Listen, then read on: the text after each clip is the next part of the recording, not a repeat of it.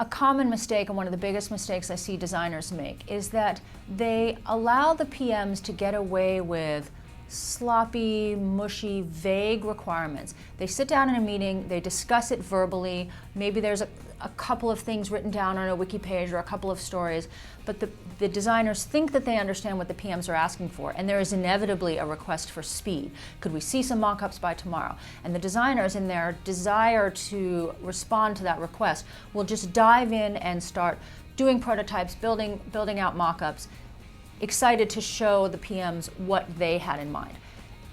Then what inevitably happens is you'll end up in a meeting where the designers are showing the first draft of the work to a group that includes PM, engineering, executive, and the room erupts into dissent.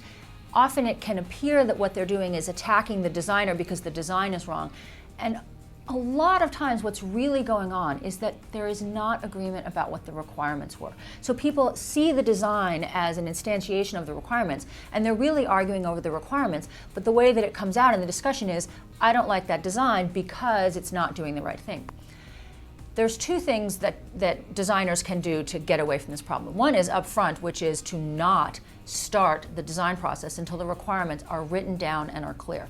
And a lot of times what this means is that the designers themselves need to write out the requirements. If you're not getting written requirements from PM, you can't start anyway. And if the PMs won't write them down, then you need to stop and say, I'm going to write out these requirements and I'm going to show them back to you and make sure that this is what we agreed on.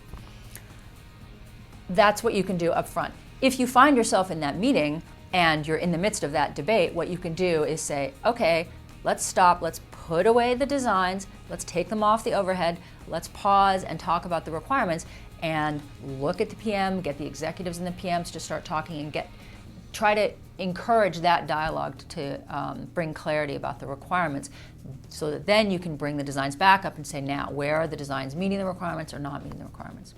The other thing that is immensely helpful at getting PM, engineering, execs, designers all in alignment is the prototype.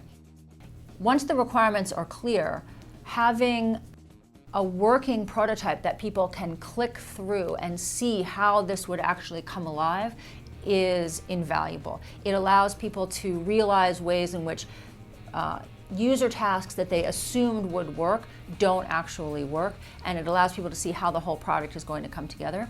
And usually at that point, you bring back out those list of requirements and you start to refine them, add them, take things away, and alter them as you see how those requirements came to life in the prototype. Hi, my name is Kyrie Robinson. I'm with the Silicon Valley Product Group. I'm the principal UX person there, and you can find us at www.svpg.com.